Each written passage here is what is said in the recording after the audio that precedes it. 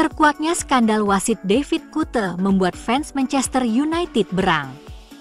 Bagaimana tidak, akibat kesalahannya dan Michael Oliver, MU kehilangan 3 poin berharga. Belakangan beredar rekaman percakapan Kutte dan Oliver, wasit VAR, untuk sengaja memberikan penalti pada West Ham.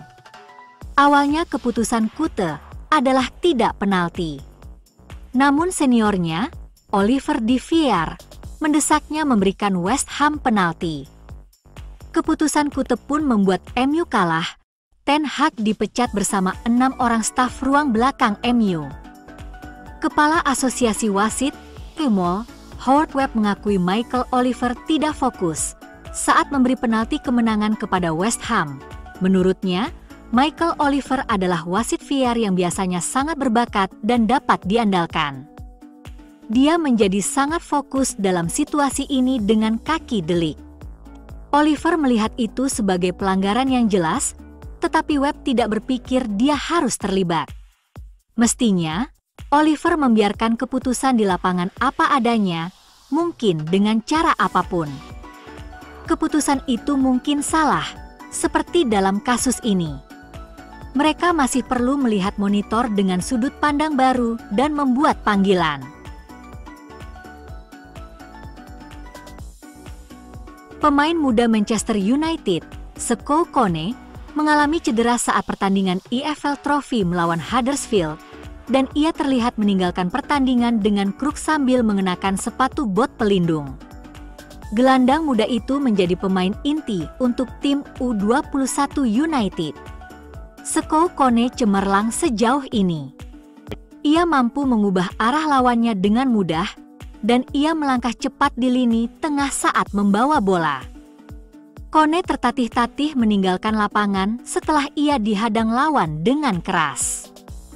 Kone tampil untuk tim U19 United minggu lalu, masuk di babak kedua, dan kemudian ia naik ke tim U21 pada hari Selasa. Kone sebelumnya telah dicap sebagai Yaya Toure berikutnya, menjadikan ini penemuan yang luar biasa oleh tim pencari bakat United. Melihat seorang pemain yang mengasah keterampilannya di Mali dan memiliki keyakinan untuk membawanya ke salah satu klub top dunia adalah keputusan yang berani. Tetapi setan merah jelas percaya bahwa ia memiliki potensi untuk tumbuh menjadi bintang. Mudah-mudahan, cedera yang dideritanya tidak terlalu serius dan ia dapat kembali beraksi dengan cepat, tetapi bukan pertanda baik melihatnya mengenakan sepatu bot pelindung dengan kruk. Itu mungkin hanya tindakan pencegahan dari United, karena mereka ingin menghindarinya memperparah cedera ringan lebih jauh.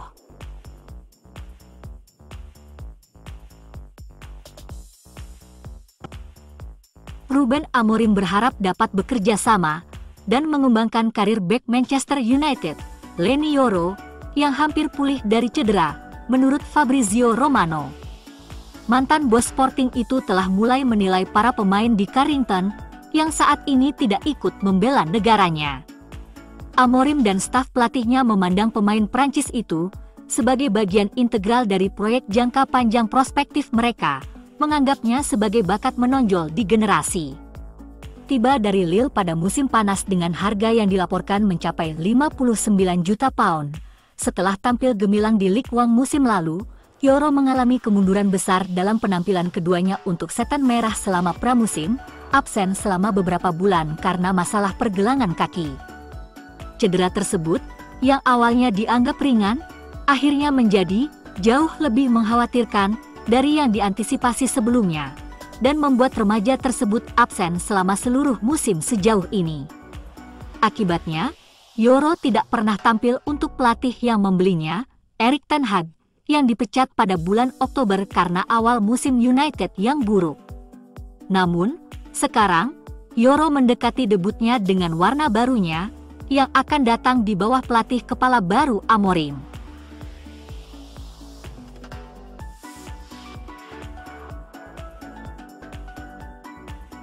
Ruben Amorim memberitahu para pemain Manchester United bahwa mereka harus bersenang-senang bersama saat ia bertemu dengan beberapa pemain barunya untuk pertama kalinya pada hari Selasa. Pelatih kepala klub yang baru, berada di Carrington pada hari Selasa untuk bertemu dengan pejabat klub dan anggota staf pelatih yang tersisa. Ia juga menyapa beberapa anggota skuad tim utama yang berada di gedung dan menjalani sesi pemulihan. Mayoritas skuad tim utama United sedang bertugas di luar negeri atau berlibur, dan Amorim tidak dapat melakukan sesi latihan hingga visanya disetujui. Tetapi 5 pemain hadir saat mereka berusaha untuk kembali bugar setelah cedera baru-baru ini. Amorim bertemu dengan Leny Yoro, Luke Shaw, Kobbie Mainoo, Mason Mount, dan Toby Collier saat berada di tempat latihan, berjabat tangan dan memeluk mereka saat ia berkeliling gedung. Ia juga bertemu dengan pemain muda akademi termasuk Daniel Armour, Amir Ibragimov, dan Ruben Kurli, yang semuanya telah berlatih dengan tim utama dalam beberapa minggu terakhir. Pada satu titik Amorim mengumpulkan mereka semua dan berkata, "Hei, saya senang berada di sini, dan kawan-kawan, kita harus bersenang-senang." Rekaman itu diambil oleh MUTV saat mereka mengikuti bos baru klub tersebut. Amorim juga bertemu dengan anggota staf pelatih yang tersisa pada hari Selasa, dengan Andreas Georgsson dan Darren Fletcher tetap menjabat setelah kepergian beberapa anggota tim Erik ten Hag. Ia tidak melakukan perjalanan ke Old Trafford pada hari Selasa.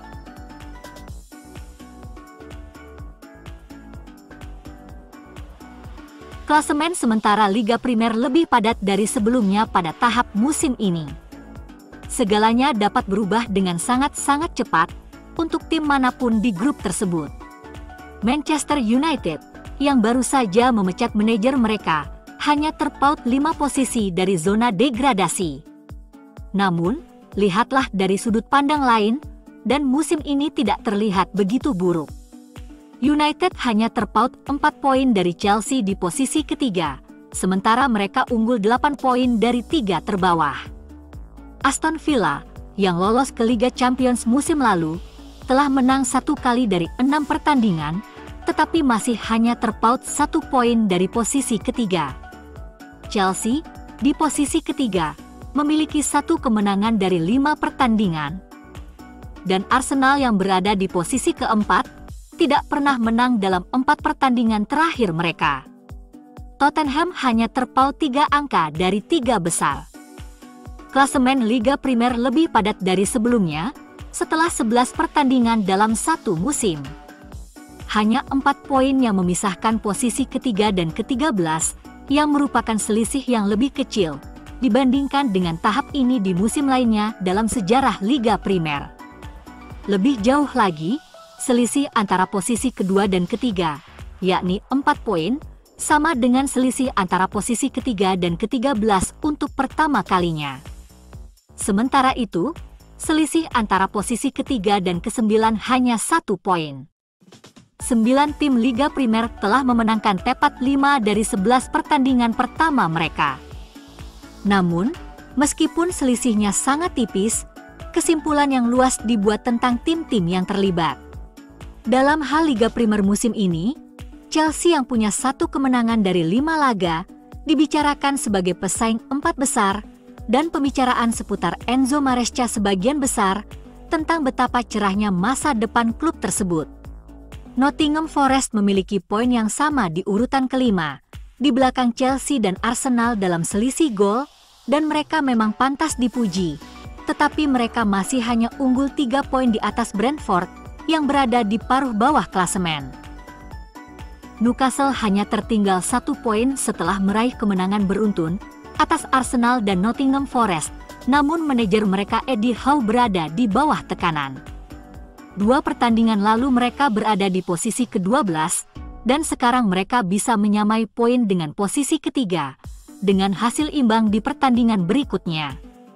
Tottenham hanya berada di posisi ke-10, meskipun menjadi pencetak gol terbanyak liga, dan memiliki selisih gol terbaik kedua, dan rekor pertahanan terbaik ke-6. Brentford 16 poin, Bournemouth 15, dan MU 15, semuanya berada di posisi yang dekat setelah menjalani musim yang sangat beragam sejauh ini. Tidak satu pun dari ketiga tim tersebut yang memenangkan pertandingan Liga Primer berturut-turut sepanjang musim. Namun mereka semua tetap berada dalam jarak 4 poin dari 3 tim teratas. 4 pertandingan lalu, Bournemouth dan United terpaut 9 poin dari 3 tim teratas, dan meskipun masing-masing gagal memenangkan 2 pertandingan sejak saat itu, mereka tiba-tiba berada dalam jarak yang sangat dekat dengan tempat Liga Champions.